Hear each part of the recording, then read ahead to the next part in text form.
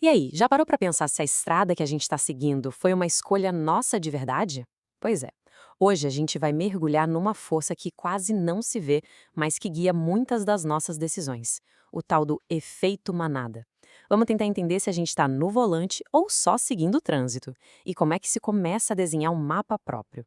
Essa pergunta aqui é o nosso ponto de partida. Ela joga na nossa cara uma verdade que, olha, pode ser meio desconfortável. A sociedade entrega pra gente um mapa que serve para todo mundo, mas cada um de nós tem um destino diferente no coração. A briga aqui não é sobre qual caminho é o certo, mas sim por que a gente se força a caber num trajeto que não foi feito para nós. Para a gente entender essa jornada, vamos criar um palco para um debate que rola dentro da cabeça de todo mundo. De um lado, tem a voz da manada, aquela que fala baixinho, sobre segurança, sobre fazer o que todo mundo faz, e do outro, a voz do arquiteto, que grita por autonomia, por criar algo novo. Bora ver os 5 principais campos de batalha onde essa luta acontece. No primeiro round, vamos conhecer os nossos competidores. A manada é aquela parte da gente que precisa pertencer, que quer seguir um mapa que já foi testado e aprovado. O arquiteto, por outro lado, é a nossa faísca de rebeldia. É a vontade de pegar uma bússola e sair desenhando um território que ninguém nunca viu. A sociedade oferece um caminho que parece seguro, todo iluminado, sabe? É a nossa programação de fábrica. Mas, na visão do arquiteto, essa segurança é pura ilusão. É tipo uma prisão de vidro. Dá pra ver o mundo lá fora, mas não dá pra tocar. Então, escapar não é só uma opção, é uma necessidade para quem busca a realização de verdade. E vamos para o nosso primeiro grande debate, aquele papo de que o sucesso vem do suor. Mas será que é só isso? A manada acredita que sim, com toda certeza. Já o arquiteto, ele tem uma visão um pouco mais estratégica do jogo. E tá aí o mantra da manada, aquele que a gente ouve sem parar. Trabalhe duro e você vai vencer. A lógica parece simples, né? Se o sucesso não veio, a culpa é sua, que não se esforçou o suficiente. É uma história que valoriza a força de vontade pura. Mas, será que o jogo é mesmo tão simples assim? Agora, o interessante aqui é como essa ideia é desmontada. A analogia é perfeita, fala a verdade. Não adianta nada pedir para um peixe escalar uma árvore. O ambiente, ou seja, a posição no tabuleiro da vida, é tão importante quanto, ou até mais, do que a habilidade de se esforçar.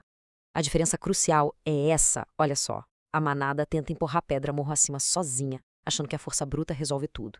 O arquiteto para e pensa, peraí, por que eu tô nesse morro? Não tem um caminho mais inteligente? Ele busca o terreno certo, busca aliados, porque entende que o ambiente multiplica o esforço. Bom, agora vamos falar daquele sabotador que é mestre do disfarce, o inimigo que mora dentro da gente. E não é sobre arrogância, não, é sobre aquela vozinha que prefere 1000 vezes estar certa do que ser feliz. E aqui, a manada sai em defesa do seu guardião. O ego é nosso escudo, ele protege nossa imagem, dá confiança para competir, garante nosso lugar. A lógica é de autopreservação pura e simples. Parece fazer sentido, né? Só que o arquiteto enxerga o ego como um carcereiro, não um protetor. O ego isola, transforma qualquer conversa num duelo de quem está certo. Já a mente próspera, ela derruba esses muros. Ela entende que a humildade não é fraqueza, mas sim o solo fértil onde o crescimento acontece. E essa frase resume tudo de forma genial. Deixar o ego no comando é assinar a própria sentença de estagnação. A prosperidade de verdade exige que o ego seja só um passageiro e nunca, jamais, o motorista. Ok, com o ego no banco do passageiro, a gente pode finalmente discutir um tema que ele adora bagunçar: a riqueza. O manada define riqueza pelo que os olhos podem ver. O arquiteto, pelo que não se pode prender. Exatamente.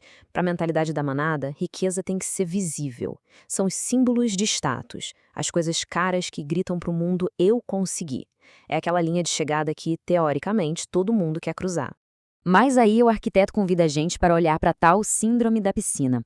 O sonho vira um pesadelo de manutenção, um ralo de dinheiro e tempo. É metáfora perfeita da falsa riqueza. É linda na foto, mas na vida real é um fardo. A grande virada de chave está aqui. O arquiteto não sonha em ter a piscina, mas em usar a piscina quando quiser. Ele troca o peso da posse pela leveza do acesso. Riqueza de verdade não é o que se tem, mas o que se pode fazer. É sobre ter opções, não objetos. E isso nos leva direto para a mecânica por trás da liberdade. Uma lição que, vamos combinar, a escola não ensina. É bem simples. Ativo bota dinheiro no bolso. Passivo tira. A manada vive acumulando passivos achando que são símbolos de riqueza. O arquiteto, por sua vez, constrói uma base de ativos que pagam pela sua liberdade. Chegamos ao nosso último debate. E aqui a gente encara a parte mais difícil de sair da manada: o medo, a responsabilidade e, claro, o preço que se paga pela autonomia de verdade. E essa é a voz do medo, a voz da manada falando alto. É aquela hesitação que todo mundo sente, o conforto do caminho que todo mundo conhece, a segurança de um roteiro que já está escrito. Assumir a bronca toda, isso assusta. A resposta do arquiteto está no jeito como ele lida com a rejeição. Onde a manada vê um drama, um ataque pessoal, o arquiteto vê dados. Um não é um veredito final sobre o valor de alguém, é só um feedback para ajustar a rota. É pragmatismo puro. Essa frase é a própria definição de maturidade. Sair da manada significa parar de procurar culpados pelo buraco e entender que a pá esteve o tempo todo na nossa própria mão. A responsabilidade deixa de ser um peso e vira nossa maior ferramenta de poder. E aqui está o preço da liberdade, em 3 parcelas que não dá para negociar. Primeiro, assumir 100% a autoria da própria vida. Segundo, entender que é o nosso esforço que constrói o caminho, não tem garantia. E terceiro, e talvez o mais difícil, criar um escudo contra a comparação, que é o maior ladrão de felicidade que existe. No fim do nosso debate, o que tem na caixa de ferramentas do arquiteto?